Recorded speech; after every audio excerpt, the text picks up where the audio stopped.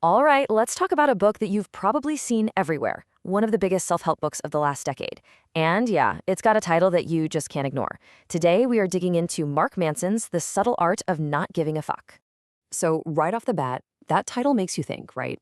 Is the secret to a good life just not caring? Like at all? Just becoming completely indifferent to everything? Well, let's see if that's actually what it's about. And this is the first big myth the book tackles. Mark Manson says, nope, that's not it at all. Indifference is basically just apathy, and that's not the goal. The subtle art he's talking about, it's all about being selective.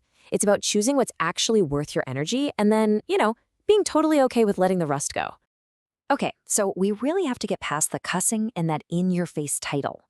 Because underneath all that, there's a philosophy that's actually surprisingly deep. This quote just nails it, doesn't it? It's all about being intentional. Think of it like this. It's about cutting away all the stuff you waste energy on. Like stressing over a weird email from your boss or what your aunt said about your life choices. The idea is to save all that precious energy for the things that truly, truly matter. And that leads us to maybe the most counterintuitive idea in the whole book. It completely flips the script on how we're supposed to think about happiness. So Manson brings up this idea called the backwards law, which he actually gets from the philosopher Alan Watts. And it's a trip. The more you desperately chase feeling good, the more you remind yourself that you, don't feel good. It's this weird feedback loop. But paradoxically, if you just accept that, hey, sometimes things suck, that acceptance itself is actually a positive experience. Okay, so if chasing happiness is a trap that just makes us feel worse, what are we supposed to do? Well, the book's big argument is that we're starting from the wrong place entirely.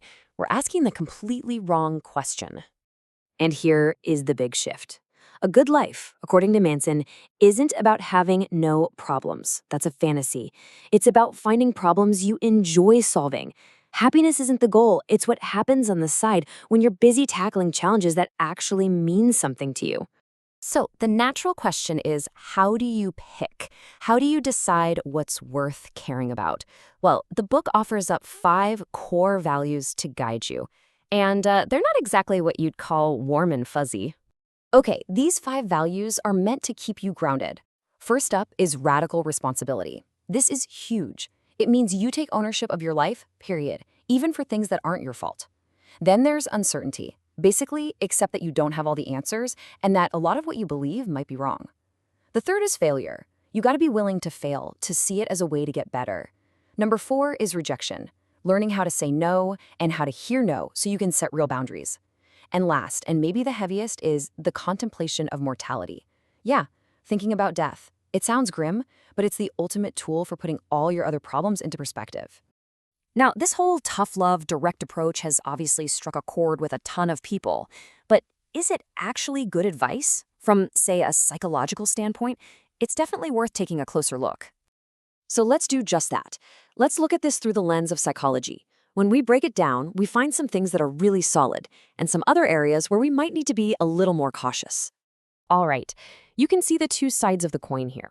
On the one hand, the book gets major points for promoting resilience. It's all about bouncing back from adversity. And it actually lines up really well with established practices like cognitive behavioral therapy or CBT, because it's all about focusing on what you can control, which is how you think and react. But there's a flip side. Critics, especially from the psychology field, point out that it can seriously oversimplify things. This isn't a one-size-fits-all solution, especially for someone dealing with severe depression or anxiety. And a big criticism is that it kind of ignores systemic factors. It doesn't really account for how things like poverty or social injustice can shape a person's reality. And this really gets to the heart of that radical responsibility idea we talked about. It's a powerful distinction. It's not about blaming yourself for every bad thing that happens. It's about empowering yourself by remembering that you always, always control your response.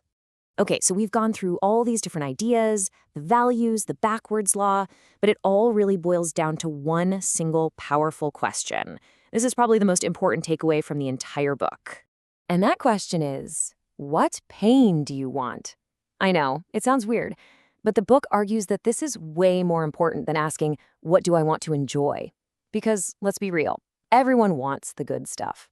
The rewards are easy to want. The real predictor of your success and happiness is what you're willing to struggle for. Anybody can want to be a rock star on stage, but are you willing to put in the thousands of hours of practice in a dingy garage? That's the real question. It's about finding the struggle, the climb, that you're willing to embrace. So in the end, that's the challenge the book leaves us with. It's a call to action, to consciously, deliberately choose your struggles. Because that struggle isn't something to be avoided. It's actually where you find your purpose and your meaning. So the question for you is, what struggle will you choose?